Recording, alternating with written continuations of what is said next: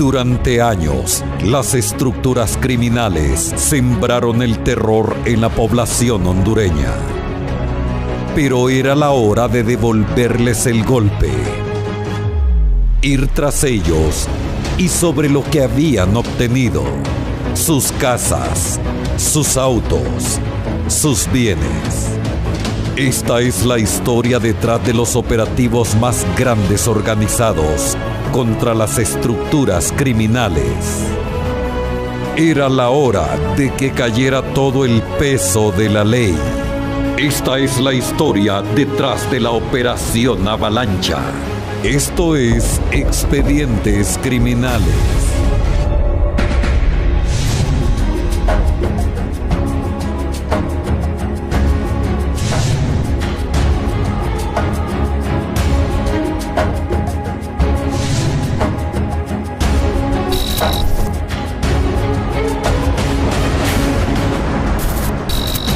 Esto es Expedientes Criminales. Mire, la verdad es que uno sale de su casa y no sabe ni si puede regresar vivo o lo van a llevar en 4 tablas, porque aquí la inseguridad es tremenda. Aquí cada día matan a un motorista. Aquí semanalmente lo están viniendo a cobrar ese impuesto de guerra del presidio. Ordenan allá y aquí le llevan el dinero al presidio. Mire, en muchos puntos de taxi les están mandando hasta 8,000 lempiras semanales. Operación Avalancha fue el primer golpe de Honduras a la temida y sangrienta industria de la extorsión en Honduras. Producto de la extorsión, ¿verdad?, que sufren en los diferentes rubros, son millones de lempiras los que estas estructuras recogen. Las organizaciones criminales y grupos de pandillas realizan esta actividad delictiva para obtener dinero y financiar sus actividades ilegales. En Honduras le llaman impuesto de guerra, en El Salvador le llaman renta. Este delito desestabiliza por completo las economías nacionales y la vida de los ciudadanos. Por eso es que hay un replanteamiento en la estrategia de seguridad. Por eso es que ahora las fuerzas de seguridad se enfocan en un combate frontal a las estructuras criminales que antes eran llamadas pandillas.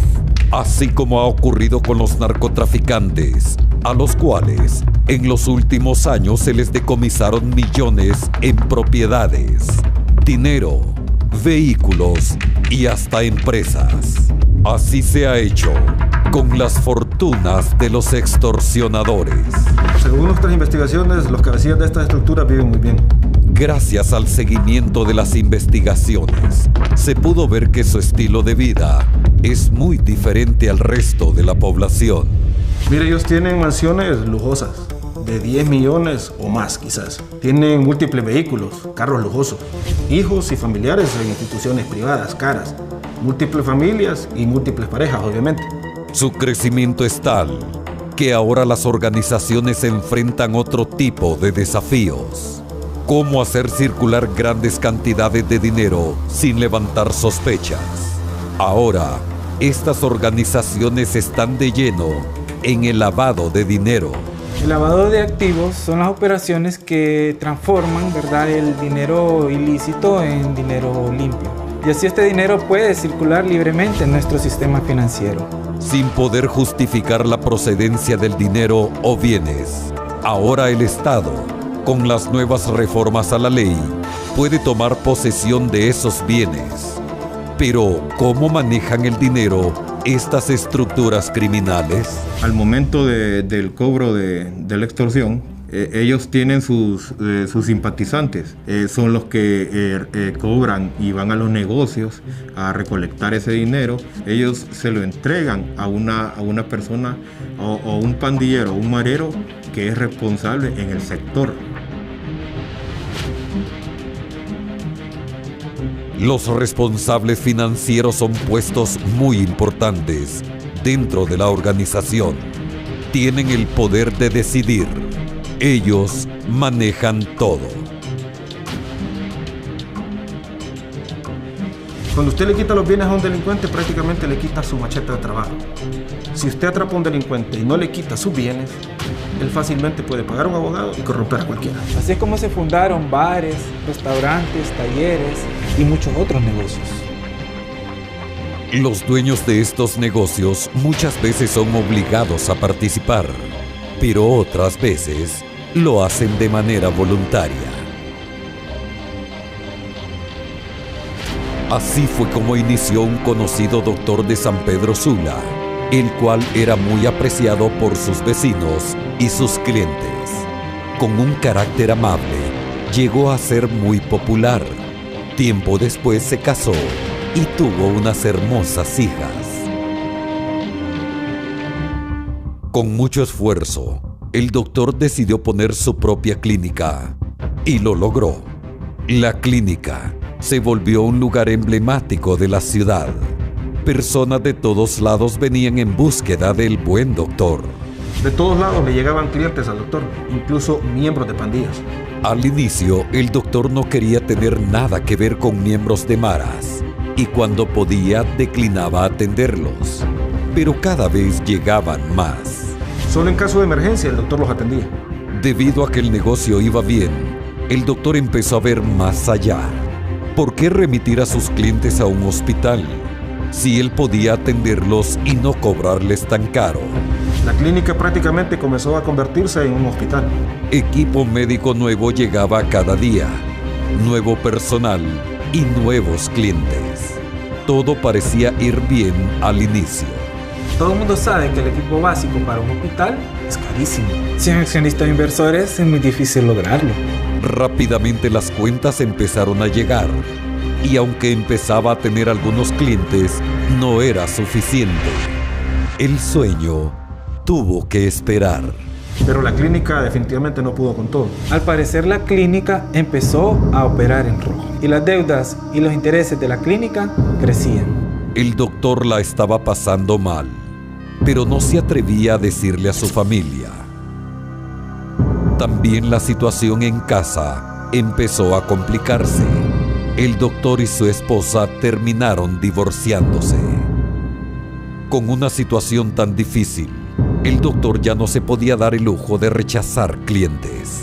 Se dice que para esa época al doctor que se le miraba tan sonriente y tan campechano, ahora se le miraba otra cara. Según nuestras investigaciones, todo comenzó cuando el doctor empezó a atender a los miembros de las pandillas en su clínica. Miembros de la Mara MS encontraron un refugio cuando eran heridos de bala. El doctor los atendía bien, no les cobraba mucho y sobre todo, no los reportaba a la policía. Así fue como el doctor conoció al Porquis, uno de los principales cabecillas de la MS. Con el tiempo, fueron tomando confianza entre ellos y el Porquis le propuso un negocio muy lucrativo al doctor. Lo que el doctor no sabía es que en base a esa decisión, toda su vida cambiaría para siempre.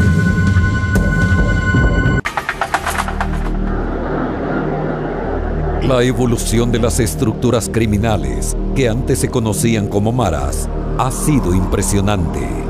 Pero este salto no hubiera sido posible sin la complicidad de muchas personas dueñas de negocio. Ahora, el lavado de dinero es parte fundamental de este negocio sangriento.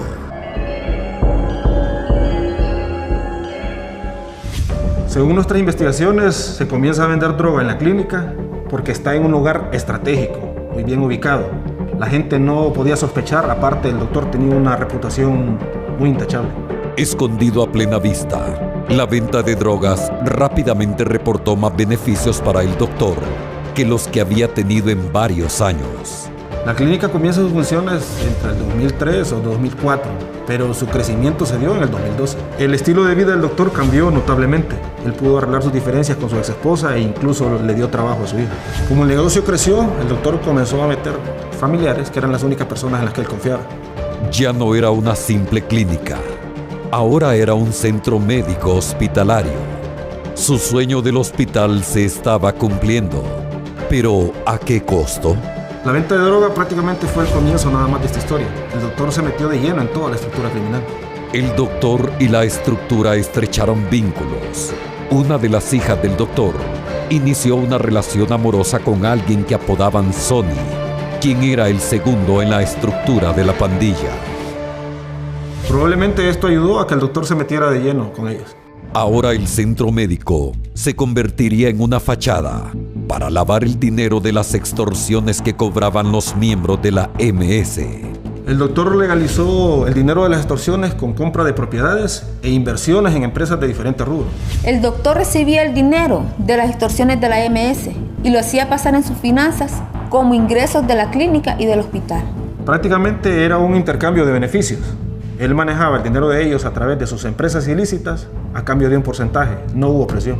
El doctor se dedicó al lavado de activos y creó 2 asociaciones mercantiles a su nombre, de sus hijas y su ex esposa, quien era oficialmente la administradora del centro médico. Después de eso, el doctor intentó con la política. El doctor trató de convertirse en alcalde de San Pedro Sula en varias ocasiones. Su promesa era ayudar a los más pobres, pero no pudo avanzar de ser precandidato. Nosotros ya teníamos en la mira a los miembros de la estructura criminal, en especial al Porky. Las autoridades habían estado trabajando constantemente, siguiéndole la pista a estos criminales y sus socios. Sin saberlo, ellos serían los primeros en caer en un mega operativo planificado por las autoridades. Alexander Mendoza, conocido como Porquis, se presumía culpable de múltiples homicidios, cobro de extorsión, sicariato y venta de drogas. Cuando se planeó la Operación Avalancha, queremos ser contundentes. Vamos de frente contra las organizaciones criminales y contra quienes cobran el llamado impuesto de guerra. Fue más de un año de investigación y planificación. Esta operación abarcó varias ciudades del centro y norte del país, con participación de gente del Ministerio Público, ATIC, de LCN, Fiscalías de Delitos contra la Vida y contra el Crimen Organizado. En la Operación Avalancha se tiene programado un total de 81 bienes que son asegurados. Entre estos 81 son 32 empresas mercantiles y 49 aseguramientos. En lo que compete al sector del Valle de Sula son 20 que se están realizando. Todavía se está esperando resultados de las operaciones. En San Pedro Sula son 10, entre algunos negocios, algunas clínicas, canchas deportivas, unas viviendas, un car wash, una zapatería, una imprenta y diferentes viviendas que se ha llevado a cabo las operaciones de allanamiento y posteriormente el aseguramiento por personal del OAVI. En el operativo participaron efectivos de Fusina, Tigres, Policía Nacional y miembros de la Policía Militar. Desde las 6 de la mañana, más de 150 agentes se trasladaron a diferentes puntos. Se ejecutaron 42 allanamientos de forma simultánea en Tegucigalpa, San Pedro Sula y Talanga. Más de 100 aseguramientos de viviendas y vehículos. En octubre del 2016 se realiza la primera operación Avalancha y fue todo un éxito. Ejecutamos 15 órdenes de captura contra los principales cabecillas de la MS. Las acciones simultáneas llevaron a la captura a un alcalde y hasta a un excomisario de la policía. Auto de formal procesamiento y prisión preventiva le dictan a las 12 personas capturadas a través de la operación Avalancha y que en las últimas horas comparecieron en audiencia inicial ante un juez nacional. En la lista sobresalen un ex subcomisario de la policía, el alcalde de Talanga, 2 supuestos cabecillas de la Mara Salvatrucha y otros imputados. Las autoridades estaban tras la pista del doctor hace mucho tiempo. Tenían orden de captura por asociación ilícita y lavado de activos. Durante la operación Avalancha, el doctor era uno de los objetivos principales. Pero cuando las autoridades llegaron, no lo encontraron ni en la clínica ni en ninguna de sus casas. Había desaparecido. En la clínica Ochoa encontramos 1 millón de lempiras en compartimento falso. Las autoridades que participan en el operativo Avalancha han encontrado en el interior de la clínica privada Ochoa 1 millón de lempiras. En la casa de la ex esposa encontramos una caleta oculta y en ella habían más de 10 millones de lempiras. Por ese decomiso de dinero fueron acusadas la ex esposa del doctor, su hija y una empleada doméstica a quien se le encontró dinero oculto pegado a su cuerpo. A ellas se les acusó del delito de lavado de activos y asociación ilícita. Ellos estaban buscando la manera de justificar ese dinero diciendo que eran ingresos de las operaciones de la clínica y de remesas familiares. Tiempo después, fue capturada la otra hija del doctor, la esposa del Sony. Aunque no pudimos capturarlo esa vez, el doctor cayó tiempo después. Luego de varios días de seguimiento y vigilancia, la policía militar capturó al doctor. De acuerdo a la información que nosotros manejamos y información de inteligencia nos indican una orden de captura pendiente, se logra ubicar y se le da captura al doctor Miguel Ángel Ochoa Centeno, quien ha sido identificado de ser también el propietario de la clínica Ochoa que operaba en la colonia Montefresco de esta ciudad de San Pedro Sula.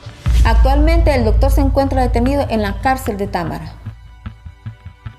La Operación Avalancha es una estrategia novedosa en Honduras en cuanto a la lucha contra las pandillas que operan en el país. Arremeter contra las estructuras financieras de las pandillas podría resultar más efectivo. Por eso, fue necesaria una nueva operación que se conoció como Avalancha 2. En la primera etapa de la Operación Avalancha ejecutada el 23 de febrero de 2016, les aseguraron empresas, casas, dinero y otros bienes a la principal agrupación criminal, dirigida por el Porky, el Sony y otros 8 líderes.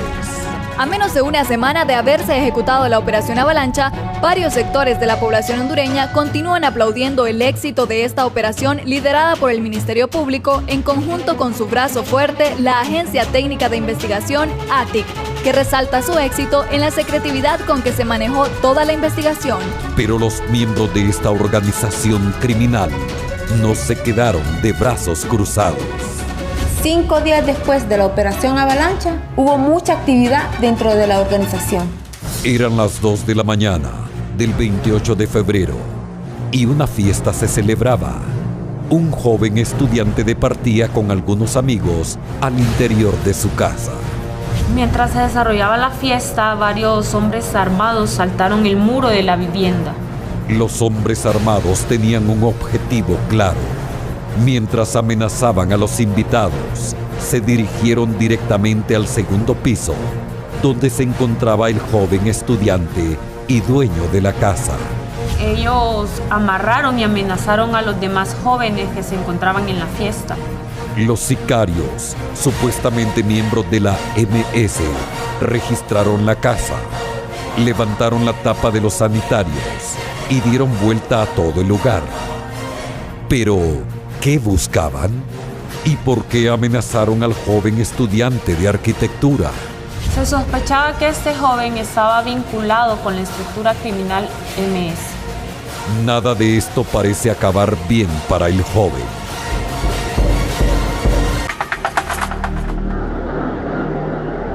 Los sicarios, supuestamente miembros de la MS, registraron toda la casa. ¿Pero qué buscaban?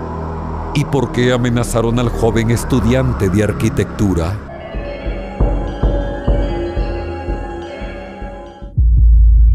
La respuesta está relacionada con el operativo Avalancha. En la lista de empresas aseguradas en el operativo Avalancha, figura una de nombre Inmure, empresa registrada el 2013. Esta empresa se dedicaba a la venta y reparación de aires acondicionados. También reparaban vehículos, incluso se dedicaban a la comercialización de carros usados. El joven era administrador de esta empresa. Pero el joven de 24 años también era administrador de una rentadora de carros en Roatán, una fábrica de bloques y 2 talleres de mecánica. Él decidía si este dinero lo utilizaba para comprar armas, drogas o invertirlo en negocios locales. Bueno, según nuestras investigaciones, este joven llevaba un estilo de vida muy lujoso. Excesos, carros carísimos y muchas fiestas. Según lo que investigamos, él se dejó llevar por los excesos. Su carácter cambió y comenzó a exhibirse. Incluso un policía de tránsito lo recuerda muy bien porque en cierta ocasión amenazó a otro conductor que se le atravesó en su vehículo. El joven estaba identificado como pieza clave de la estructura criminal. Como administrador, y responsable de grandes cantidades de dinero. Bueno, mientras algunos sicarios le preguntaban al joven dónde estaba el dinero, otros lo golpeaban. Al no encontrar lo que buscaban, se lo llevaron.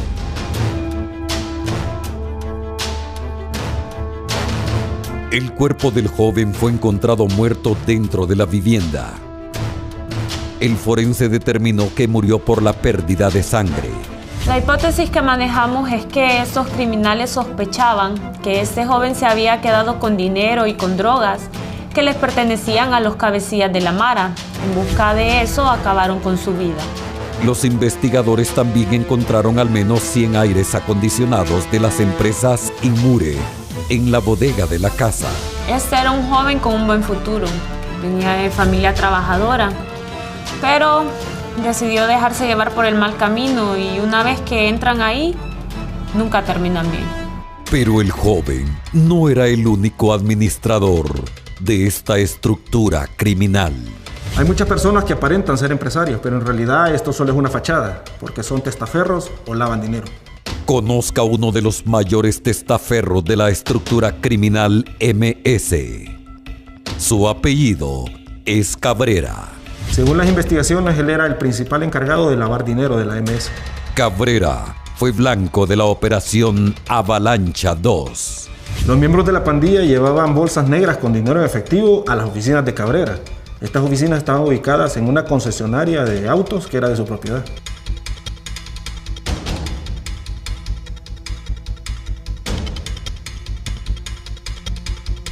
Cabrera blanqueaba el dinero mediante la compra de inmuebles, inversiones empresariales e incluso donaciones a iglesias. ¿Por qué las donaciones a iglesias? Es una forma muy fácil de lavar dinero. Ellos se alían con un pastor y le entregan el dinero. El pastor lo deposita como que fuera ofrenda de los fieles. Luego se lo regresa, menos los intereses que le corresponden a él.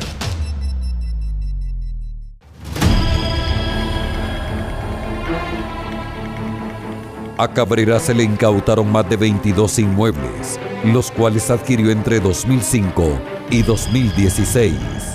La mayoría los compró en los últimos años.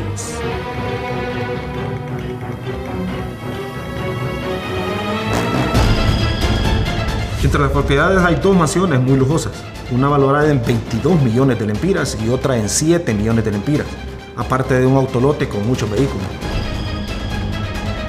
El autolote era uno de los más grandes del país.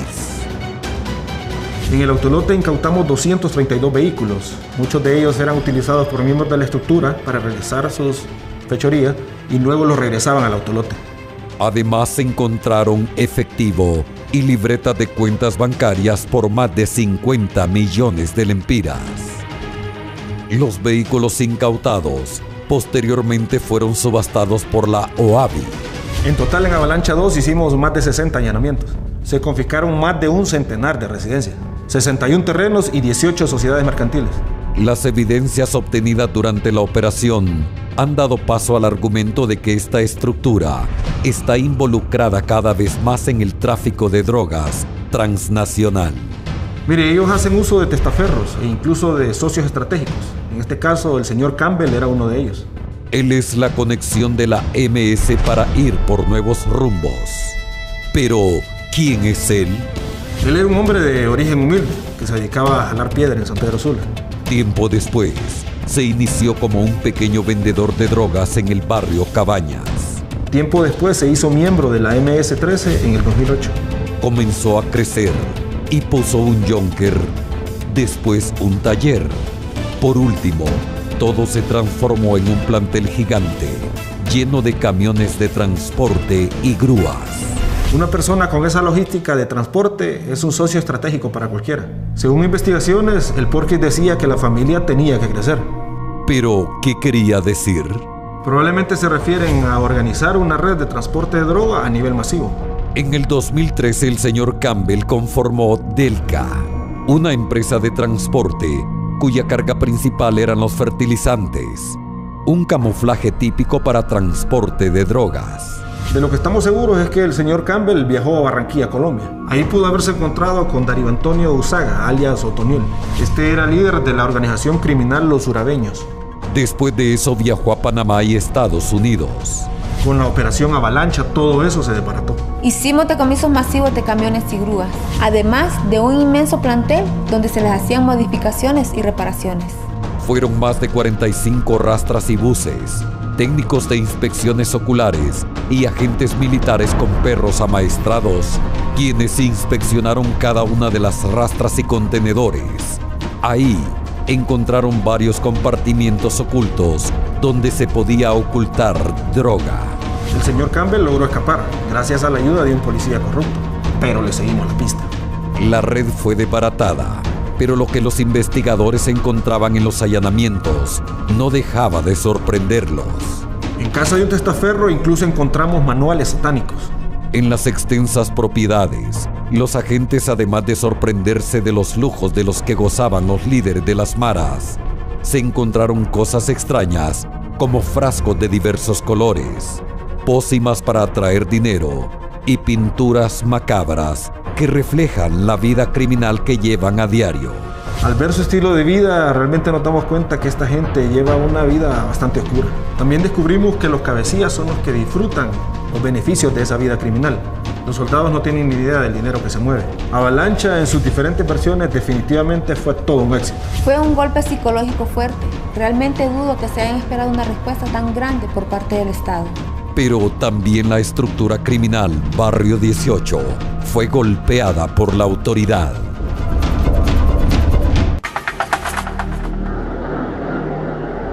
Duros golpes se dieron en las diferentes operaciones Avalanchas, algunas hasta con descubrimientos macabros. Pero también la estructura Barrio 18 fue golpeada por la autoridad.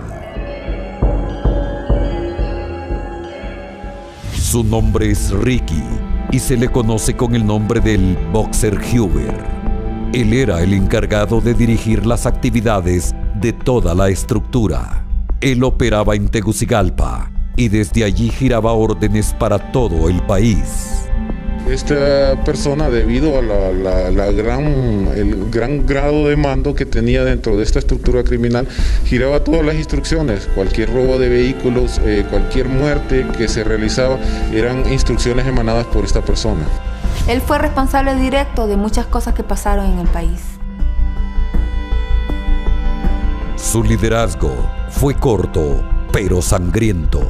Nació en Tela en 1973, pero creció en Los Ángeles, California, luego de que su madre se lo llevara mojado cuando tenía solamente 3 años. Dicha persona emigró hacia los Estados Unidos en 1989 y en ese tiempo ingresa en lo que es dentro de esa estructura criminal en Estados Unidos. Se adoctrina dentro de ellos y en el 2000, aproximadamente en el 2002, es recapturado por las autoridades estadounidenses y lo mandan aquí, a Honduras. En su récord criminal hay registro de su paso por la prisión estatal de California. Posteriormente esta persona fue detenido por las autoridades hondureñas por el delito de asociación ilícita y por robo de vehículos. Estuvo preso en el centro penitenciario de Támara en el año del 2003 hasta el año del 2016, donde cumplió su condena. Mire, es un ex convicto que cumplió condena por el delito de asociación ilícita y robo de vehículos. Ya en Honduras tuvo la ventaja de conocer a los miembros de la 18 en el extranjero, lo que le permitió ir escalando rápidamente hasta llegar a ser considerado cabecilla. Se le consideró por mucho tiempo el encargado de adoctrinar a los demás miembros de la estructura. Posteriormente, cuando esta persona sale libre, se le dio la autoridad impuesta por los cabecillas de dicha estructura criminal que guardaban prisión, en lo que en ese entonces era Támara, para poder llevar la voz, que es lo que ellos normalmente aplican. La persona que está al mando es la persona que lleva la voz. Recientemente había recobrado la libertad. Fue capturado en un operativo sorpresa realizado en la colonia Tiloarque de Comayagüela. En su rostro era evidente el enojo y la preocupación.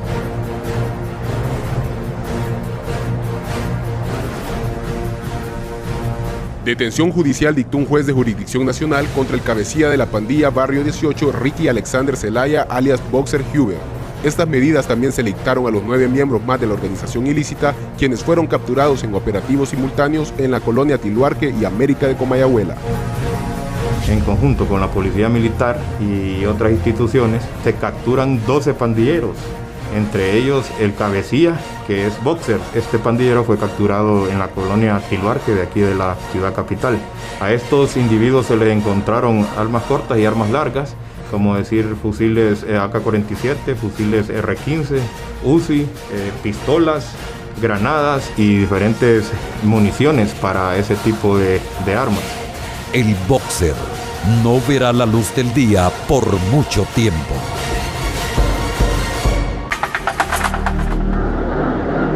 Estos operativos tienen como objetivo la destrucción del poder económico y simbólico de las estructuras criminales. Ambas estructuras en los últimos años han adquirido gran cantidad de propiedades. Las autoridades, además de estar detrás de los dueños de las empresas y propiedades, tienen en la mira a los familiares, mujeres y socios que decidieron ser parte de la estructura. Mire, las acciones contra estas estructuras criminales continúan. Incluso hemos atacado los lugares donde están recluidos, ya que sabemos que estos criminales, aún estando presos, siguen cometiendo delitos. Ante la amenaza que vivía San Pedro Sula por un centro penitenciario colapsado y donde se planificaban múltiples asesinatos, extorsión, narcomenudeo, sicariato y otros flagelos, las autoridades de Fusina, mediante orden del señor presidente constitucional de la República, dieron paso a una mega operación militar jamás vista en la historia, con una amplia planificación y diseño detallado, denominada Operación Arpía. Semanas atrás, advertimos que trasladaríamos a El Pozo a otros 20 reclusos. Advertimos que deberían de corregir su camino, pero pese a ello, nuestros cuerpos de seguridad han detectado que desde las cárceles siguen ordenando crímenes, extorsiones y actos de terror. Estas acciones son duros golpes contra las estructuras, ya que aún estando presos gozaban de muchos privilegios. Poniendo en práctica principios operativos militares como ser sorpresa, rapidez y sincronización, empeñando medios aéreos y terrestres, siendo supervisada por el señor presidente de la República, en virtud del alto grado de riesgo de la misma, con el traslado de líderes de estructuras criminales considerados de alta peligrosidad por la gran cantidad de armas de grueso calibre y munición que mantenían en caletas ocultas a lo interior del centro penal. En la Operación Arpía participamos 3.000 efectivos militares, 245 vehículos terrestres y también 5 aeronaves. En mayo de este año, se inició el traslado masivo de 773 reclusos, en su mayoría miembros de la Mara 18 y la MS, de la prisión de Támara hacia la cárcel de máxima seguridad La Tolva, en Moroselí, El Paraíso, conocida como El Pozo 2. La Operación Arpía en sus diferentes fases es considerada única en el país y es calificada como una de las mejores planificaciones tácticas y estrategia militar en Latinoamérica. El sistema penitenciario había sido desbordado hace tiempo y era tiempo de realizar acciones eficaces. Se trasladaron más de 3.000 privados de libertad a diferentes centros penitenciarios del país con cero margen de error. Miembros de la Policía Militar del Orden Público revisaron a cada presidiario y despojándolos de los accesorios que llevaban puestos en ese momento, como relojes, aretes y hasta billeteras. A las 7:15 AM, Los escogidos para ser trasladados del módulo Escorpión, en su totalidad fueron puestos en fila, en una cancha, mientras se les realizaba el registro y la entrega de un uniforme naranja que desde ahora portarán en la tolva. Envíos a las 8:32 am. El primer convoy con privados de libertad salió de la Penitenciaría Nacional. Los prisioneros fueron trasladados a la cárcel de máxima seguridad ubicada en Moroselí, Paraíso. Esta es la segunda cárcel de máxima seguridad que se habilitó en este gobierno. Está ubicada a unos 70 kilómetros hacia el oriente de Tegucigalpa. Tiene capacidad para 1.300 presos y cuenta con módulos de alta peligrosidad, al igual que el Pozo en Ilama, Santa Bárbara. Centenares de pandilleros fueron trasladados en una operación exitosa, lo que permitió que el presidente de la República aprobara más traslados. Y en ese sentido yo quiero decirles que no vamos a descansar hasta que San Pedro Sula y Honduras sea un país más seguro para todos. Aprovechando la capacidad logística desplegada y las condiciones, se instruyó a los líderes de la operación a adelantar más traslados. Posteriormente, 119 reos que estaban ubicados en otros recintos fueron trasladados a la tolva. Y es parte de las operaciones que se realizan bajo todos los parámetros de seguridad en el fiel cumplimiento de los derechos humanos que le compete a cada privado de libertad y utilizando tanto recursos humanos, recursos logísticos, equipo aéreo para mantener un mejor control y las diferentes fuerzas operativas, tanto Policía Nacional, Policía Militar, Fuerzas Armadas, Fuerzas de Tarea Interinstitucional, representantes de derechos humanos, fiscales, para dar legalidad a la operación al momento del desarrollo. A eso de las 2 p.m., los 773 ya eran los nuevos inquilinos del Pozo 2. Es la única forma de ganar esta guerra y no nos vamos a dar por vencidos. La Operación Arpía, en sus diferentes fases, es considerada única en la historia de Honduras y calificada como una de las mejores planificadas de forma táctica, operativa y estratégica militar en Latinoamérica, con el traslado de más de 3.000 privados de libertad a diferentes centros penitenciarios del país con 0 error, quedando en la historia una página de luto y dolor, y dando paso al surgimiento de esperanza y desarrollo en cada uno de los habitantes de Honduras. Las estructuras criminales han sido un gran flagelo para la población hondureña. Pero es una guerra que se debe continuar. Acciones como Operación Avalancha, las capturas contra el Barrio 18 y el traslado de más de 700 reos a cárceles nuevas son pasos firmes que buscan rescatar al país de las garras de estas estructuras criminales.